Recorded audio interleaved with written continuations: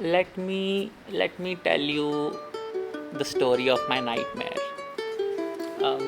I was in third standard in a school that I didn't particularly like, in a school that I had no friends in. It was horrible.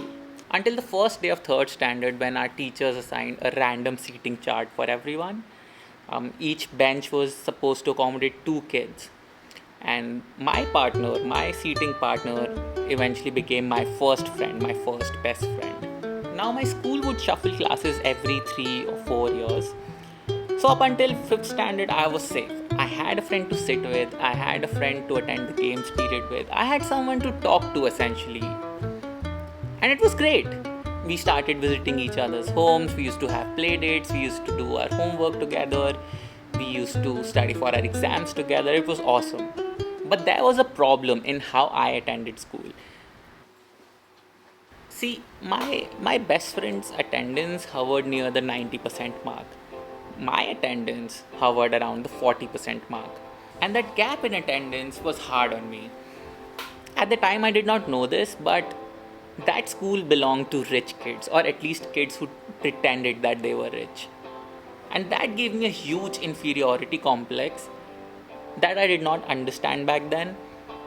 I used to wake up every morning with a stomach ache, and I would tell my parents that I can't go to school, I have a stomach ache, I will faint, I will do this, I will do that. And they would let me stay home. Now, years later, I've realized that it was anxiety, but back then it just seemed like a genuine stomach issue, and we used to go to so many doctors to figure out what the problem was when there was actually never that big of a problem. So, to fill this gap, I would go to my teachers who would calmly tell me that for this subject I need to do this, for this subject I need to do that. And at the end of the day, I would end up with a huge list of things to do, a huge list of things to organize so that I could keep up with everyone else in the class too. So I could keep up with the test schedules. And this list usually overwhelmed me. So my mom would call up my best friend's mom, and these two would talk about it and coordinate, and they basically helped me keep up with everything. So in a way, my best friend was the one who held my hand throughout all these years, made sure that I kept made sure that I kept up with the schoolwork, made sure that I kept up with the homework, made sure that I studied exactly what needs to be studied for the exams. And that built a belief in me that I cannot survive school on my own.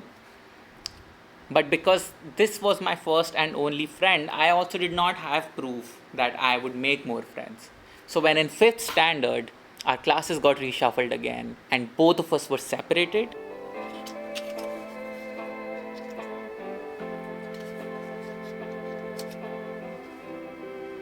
I was just destroyed.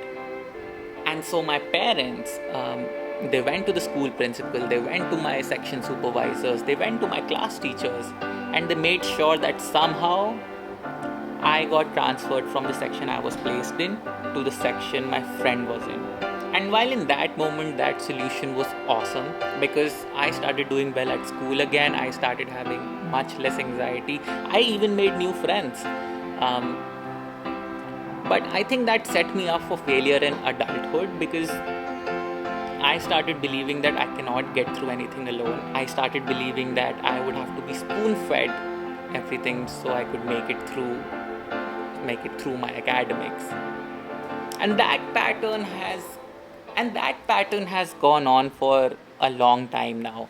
I have always found a version of that friend, whether I was in 6th grade or 10th grade or 12th grade or my college or my university. I would always find a version of that friend who I could rely on and who would make me keep up. Even in my adulthood, my parents have tried their best to make me keep up with my age.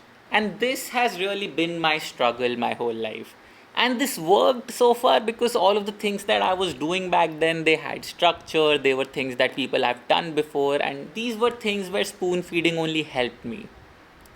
In art, in making movies, I cannot be spoon fed. If I take someone else's spoon feeding, I'm going to be a mediocre artist with no voice of my own. I would nothing to say that comes from me originally. And so the spoon feeding hurts me, and I exist in this weird middle place where I want to be spoon fed because that's all I've known my whole life. But if I get spoon fed, that also hurts my career. I don't know what to do.